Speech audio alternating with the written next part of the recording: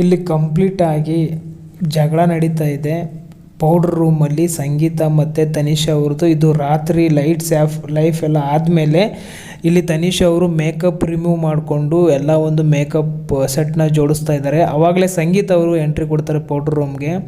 ಅವಾಗ ನಂದು I liner ಕಾಣ್ತಾ ಇಲ್ಲ ಸಂಗೀತ, ನೀವು ತೊಗೊಂಡಿದ್ರಾ ಅಂತ ಕೇಳಿದಾಗ, ಇಲ್ಲ ನಾನೇನಕ್ಕೆ ತೊಗೊಳ್ಳಿ, ನಮ್ರತ ತೊಗೊಂಡಿರ್ಬೇಕು, ಅವರೇ ಬಂದಿದ್ದರು ಮಧ್ಯಾಹ್ನ ಏನೋ ಮಾಡ್ತಾಯಿದ್ರು, ಅವ್ರು ತೊಗೊಂಡಿರ್ಬೇಕು ಹೇಳಿ, ನಾನು ಯಾಕೆ ತೊಗೊಳ್ಳಿ, ನಂದು ಇದೆಯಲ್ಲ ಮೇಕಪ್ ಸೆಟ್ ಅಂದಾಗ, ಅಲ್ಲ ಸಂಗೀತ ನಾನು ಜಸ್ಟ್ ಕೇಳಿದೆ, ನೀವು ಇಷ್ಟೊಂದು ರೂಡಾಗಿ ಆನ್ಸರ್ ಕೊಡೋ ಅವಶ್ಯಕತೆ ಇಲ್ಲ, ನಾನು ಜಸ್ಟ್ ಕೇಳಿದೆ ಅಷ್ಟೇ, ಸುಮ್ಮನೆ ಅಷ್ಟೇ.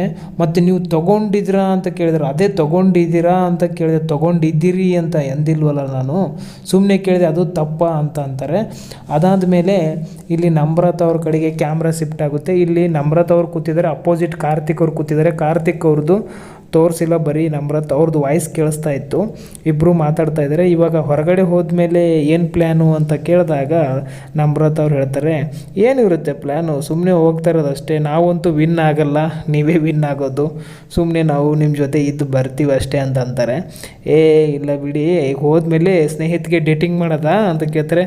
ಅಯ್ಯೋ ಛೇ, ಯಾವ ಡೇಟಿಂಗಿಲ್ಲ ಏನಿಲ್ಲ, ನಾವು ಜಸ್ಟ್ ಫ್ರೆಂಡ್ ಅಂತ ಗೊತ್ತಿಲ್ವ, ಏನು ಡೇಟಿಂಗ್ ಮಾಡೋದು, ಮತ್ತು ಎಲ್ಲ ಫುಲ್ಲು 2 ಗಂಟೆವರೆಗೂ ಬಾಲ್ಕನಿಲಿ ಕೂತ್ಕೊಂಡು ಮಾತಾಡ್ತಾ ಇದ್ರಿ, ಮತ್ತು ಅಯ್ಯೋ ಸುಮ್ಮನೆ ಫ್ರೆಂಡ್ಶಿಪ್ ಅಷ್ಟೇ, ನಾವು ಯಾವ್ದು ಡೇಟಿಂಗ್ ಇಲ್ಲ ಎಂಥದ್ದು ಇಲ್ಲ ಅಂತ ಅವರು ಅಲ್ಲೇ ಮಾತಾಡ್ಕೊಂಡು ಕೂತಾರೆ. 1.5 ಗಂಟೆಯಿಂದ ಅವ್ರು ಅಲ್ಲೇ ಕೂತಿದ್ದಾರೆ ಇಬ್ಬರು ಮಾತಾಡಿಕೊಂಡು.